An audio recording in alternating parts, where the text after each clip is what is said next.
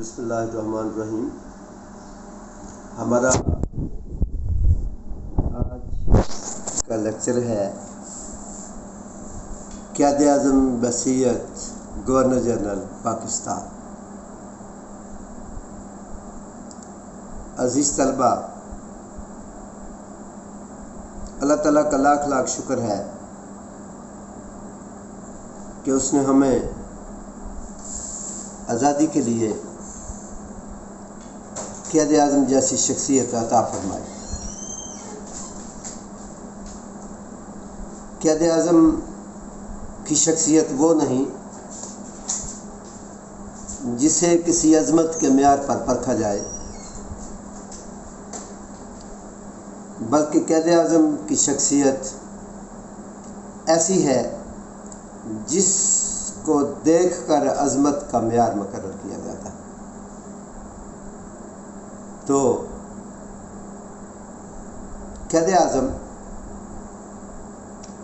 بات کے پکے، قول کے سچے، انتہائی محنتی اور انتہائی دیانتدار لیڈر تھے۔ تو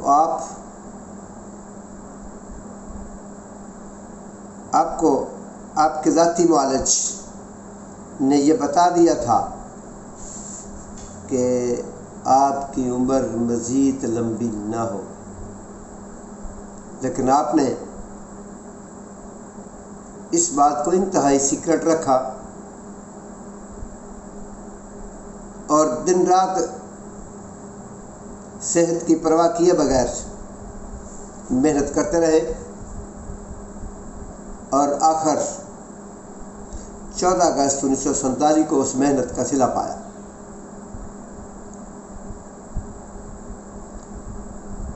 قائد اعظم 7 اگست کو دہلی سے کراچی کے لیے روانہ ہوئے۔ آپ کے ہمراہ آپ کی بہن فاطمہ جلا اور عطا ربانی آپ کے ساتھ تھے۔ عطا ربانی وہی جو رضا ربانی کے جو سینٹ کے چیئرمین تھے نا، ان کے والد، رضا ربانی کے والد۔ تو 7 اگست کو تشریف لانے کے بعد 11 اگست کو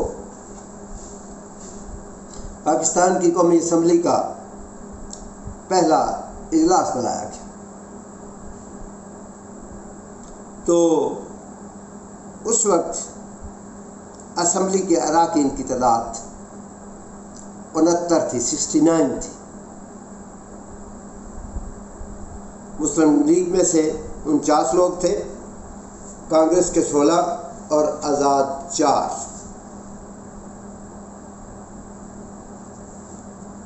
تو پاکستان کی قومی اسمبلی نے آپ کو اس اجلاس میں جو 11 اگست کو ہوا،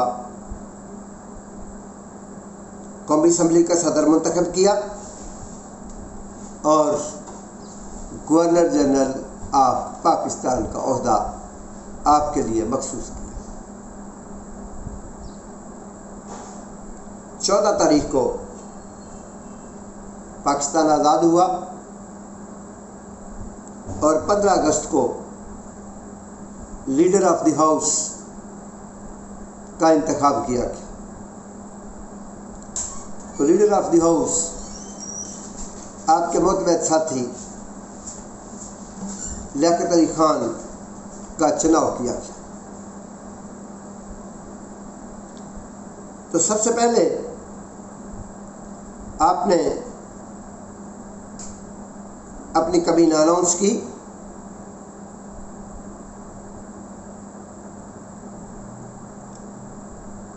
بلکہ ایک عبوری دستور منظور کیا گیا۔ عبوری دستور بنانے کے بعد کابینہ اناؤنس کی گئی۔ تو لیاقت علی خان وزیر اعظم کے ساتھ ساتھ وزارت دفاع اور وزارت خارجہ کا قلمدان بھی انہی کے پاس رہا۔ ابراہیم اسماعیل چندریگر یہ صنعت و تجارت کے منسٹر بنے، ملک غلام محمد وزارت خزانہ کا قلمدان سنبھالا، سردار عبدالرب نشتر وزارت مواصلات ان کے حصے میں آئی، فضل الرحمان وزارت داخلہ اور وزارت تعلیم ان کو ملی، راجہ غضنفر علی خوراک و زراعت، اور ایک اقلیتی ممبر جوگندر ناتھ مینڈل یہ وزارت قانون ان کو دے دی گئی۔ تو اس طرح کابینہ مکمل ہوئی۔ کابینہ مکمل ہونے کے بعد جو چھوٹے چھوٹے مسائل تھے، گاڑی کو ٹریک پر چڑھانے کے لیے ان مسائل کو آہستہ آہستہ حل کرنا شروع کیا، تو پاکستان کا قومی پرچم تشکیل دیا گیا، جس کو 45 ڈگری سینٹیگریڈ 45 ڈگری پر کرو دے کر، اور اس میں اس جھنڈے میں ایک سفید پٹی دے کر اس بات کی غمازی کی گئی کہ اس ملک میں مسلم آبادی کے علاوہ اقلیتیں بھی ہیں اور ان کا بھرپور تحفظ کیا جائے گا۔ اس کے بعد آپ نے مہاجرین کی آبادکاری کی طرف توجہ دی۔ میں نے اپنے گزشتہ لیکچر میں یہ بتایا تھا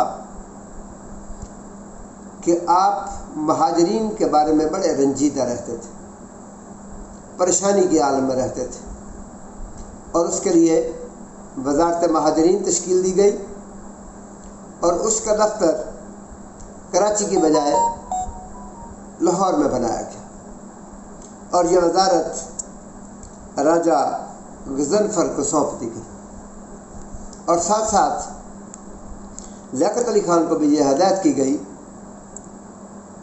کہ آپ ہفتے میں 2 بار ضرور لاہور کا چکر لگایا کریں۔ لیاقت علی خان بھی قائد اعظم کے مشورے کے مطابق بار بار وزٹ کیا کرتے تھے، اور قائد اعظم خود بھی لاہور میں وزارت مہاجرین کے سلسلے میں ہر صورت مدد فرمایا کرتے تھے۔ تو آپ نے ملک بھر کے سرکاری ملازمین کو تلقین کی کہ ہم نے اپنا مقصد حاصل کر لیا ہے، ہم اپنا مقصد حاصل کرنے میں کامیاب ہو چکے ہیں، ہم نے اپنی ڈیسٹینیشن اچیو کر لی ہے۔ تو اب آپ کا یہ کام ہے کہ آپ اس ملک کے عوام کی بہترین طریقے سے خدمت کریں، آپ اپنے آپ کو اس ملک کے خادم تصور کریں، کیونکہ اس ملک کے عوام کے دیے ہوئے ٹیکس سے آپ کی تنخواہیں چلیں گی، اور آپ نے اپنے اس تنخواہ کو حلال کرنا ہوگا اور تہ دل سے اس کے عوام کی خدمت کرنا ہوگی۔ تو ساتھ ہی آپ کو یہ سوچ بڑے دل کی گہرائیوں سے یہ سوچ پیدا ہو رہی تھی کہ یہ تمام سب کچھ کرنے کے باوجود اگر معیشت سٹیبل نہ ہوئی تو کچھ بھی نہ ہوگا۔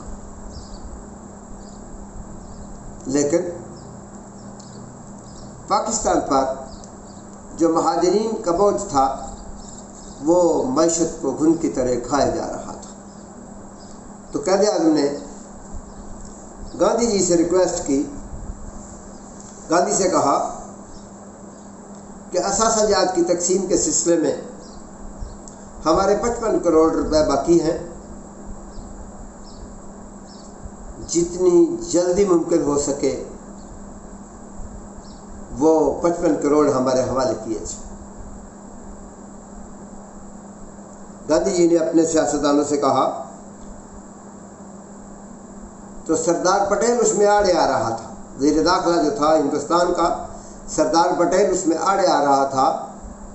وہ بار بار یہ کہہ رہا تھا کہ گاندھی جی ایسا نہ کیا جائے، کیونکہ پاکستان یہ پیسے لے کر کشمیر میں ہمارے خلاف اسلحہ خرید کر ہمارے کے خلاف استعمال کرے گا، لہذا ابھی اس معاملے کو پینڈنگ رہنے دیا جائے۔ لیکن گاندھی جی نے کہا کہ ہرگز ایسا نہیں ہوگا، پیسے پاکستان کو دینے چاہیے۔ لہذا جنوری 1948 عیسوی میں گاندھی کے کہنے پر 50 کروڑ روپے پاکستان کو ادا کر دیا، وہ کہ گاندھی جی کو اس کا خمیازہ اپنے قتل کی صورت میں بھگتنا پڑا، لیکن پاکستان کو 50 کروڑ دے۔ تو یہ رقم وصول کرنے کے بعد قائد اعظم نے منصوبہ بندی بورڈ، ترقیاتی بورڈ اور مشاورتی بورڈ یعنی planning and development and advisory board یہ تشکیل دیے، اور انہیں کہا کہ ملک میں زیادہ سے زیادہ لوگوں کو جو اس پوزیشن میں ہے کہ انڈسٹری لگا سکتے ہیں، راغب کیا جائے کہ وہ لوگ انڈسٹری لگائیں، تاکہ ملک کی معیشت جو ہے وہ بحال ہو سکے۔ تو آپ نے ملک کی معیشت کے لیے اسٹیٹ بینک آف پاکستان اس کے قیام کو ضروری سمجھا، اور 12 مئی 1947 عیسوی کو اسٹیٹ بینک کا آرڈر منظور ہوا، اور 1 جولائی 1948 عیسوی کو اس کا قیام عمل میں آ گیا، اور راحت حسین کو اس کا پہلا گورنر بنایا۔ اس طرح ملک جو تھا وہ ایک دفعہ اپنے پاؤں پر کھڑا ہو گیا تھا، لوگوں نے انڈسٹری کی طرف بھی راغب ہونا شروع کر دیا تھا، اور بینک، اسٹیٹ بینک، مشاورتی بورڈ، ترقیاتی بورڈ اور منصوبہ بندی بورڈ یہ بھی عوام کی معاونت کر رہے تھے۔ ایمانداری سے، مخلصانہ طریقے سے اسٹیٹ بینک محنت کر رہا تھا، اور اس کی محنت کے باعث لوگ انڈسٹری لگانے کی جانب مائل ہو رہے تھے۔ تو جب پاکستان ظہور پذیر ہوا، قیام عمل پاکستان کا قیام عمل میں آیا، تو اس وقت کل 921 کارخانے تھے، جس میں سے پاکستان کے پاس صرف 34 تھے۔ معیشت زبوں حال تھی۔ تو قائد اعظم نے 26 ستمبر 1947 کو ولیکا ٹیکسٹائل کا افتتاح کیا، اور پاکستانی عوام سے خطاب کرتے ہوئے کہا کہ ہمارا ہر صنعتی یونٹ پاکستان کی ترقی کی جانب ایک قدم ہے۔ ہمیں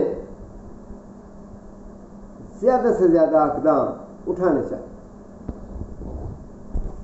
2 فروری 1948 کو بنگال میں بنگال آئل ملز کا افتتاح کیا، تو مشرقی پاکستان کے لوگوں کو بھی یہی اپیل کی کہ مخیر حضرات، سرمایہ دار زیادہ سے زیادہ اپنا سرمایہ اپنے ملک میں لگائیں تاکہ ہماری معیشت کا پہیہ چل سکے اور ہمارے مقامی لوگوں کو زیادہ سے زیادہ روزگار مل سکے۔ تو اس کے لیے اس کے بعد قومی یکجہتی کے لیے کسی ایک سرکاری زبان کا ہونا ضروری ہے۔ تو قائد اعظم نے 24 مارچ 1948 کو کہا کہ پاکستان کی ایک ہی سرکاری زبان ہوگی اور وہ ہوگی اردو، اس کے علاوہ کوئی دوسری زبان جو ہے اس کو سرکاری زبان کا درجہ حاصل نہیں ہوگا۔ تو اقوام متحدہ میں بھی ہم نے رکنیت حاصل کرنی تھی، تو قائد اعظم نے قیام پاکستان کے فوراً بعد اقوام متحدہ کی رکنیت کے لیے اپلائی کیا، تو ہماری وہ اپیل 30 ستمبر 1947 کو منظور ہو گئی اور پاکستان باقاعدہ طور پر اقوام متحدہ کا ممبر بن گیا۔ تو میں نے اپنے ابتدائی مسائل کے لیکچر میں یہ بتایا تھا کہ ہندو ہمارا مخالف تھا، انگریز کی ہم نے بات نہیں مانی تھی، وہ اس لیے ہماری مخالفت کر رہا تھا۔ تو ہمارے لیے دریاؤں کی تقسیم اور پانی کا مسئلہ جو تھا وہ بھی انتہائی گمبھیر تھا۔ اس کو حل کرنے کے لیے قائد اعظم نے اس وقت کے وزیر خزانہ ملک غلام محمد کی سربراہی میں سردار شوکت حیات اور ممتاز خدولتانہ کو ہندوستان بھیجا، جو مئی کے مہینے میں پانی چھڑوانے میں کامیاب۔ اس وقت کاٹن کی فصل کی کاشت کا وقت تھا، تو یہ پانی چھڑوا کر وقتی طور پر نقصان کا ازالہ کرنے کی کوشش کی گئی۔ شعبہ تعلیم جو تھا اس میں بھی پاکستان انتہائی کمزور تھا۔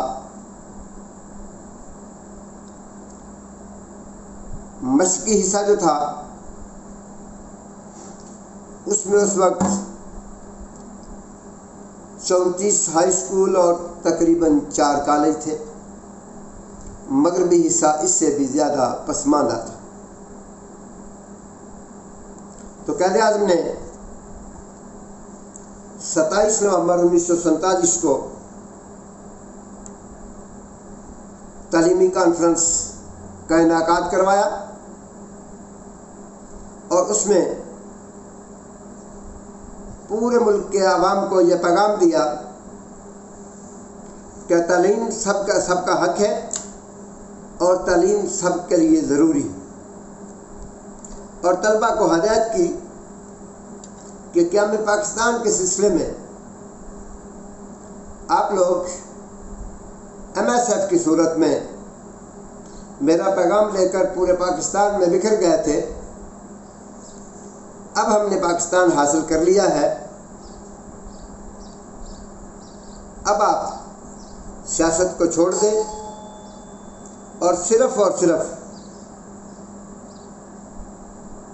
آپ اپنی تعلیم کی طرف توجہ دیں تاکہ تعلیم حاصل کر کے آپ اس ملک کو اپنے پاؤں پر کھڑا کرنے میں کامیاب ہوں۔ تو دفاع وطن کے سلسلے میں، دفاع کے سلسلے میں پاکستان انتہائی کمزور تھا اس وقت.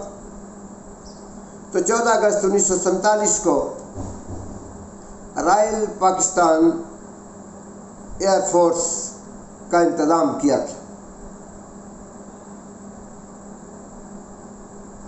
14 اگست 1947 کو